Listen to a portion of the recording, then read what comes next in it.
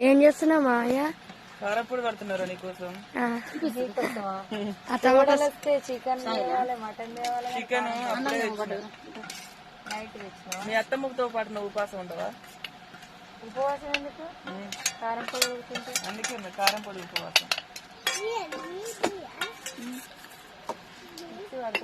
అయితే నాకు కొంచెం మిక్సీ పట్టాలండి. భయం అయినా కాకుండా పట్టునే ఇది ఇంత హైట్ మీద పడిపోతుంది.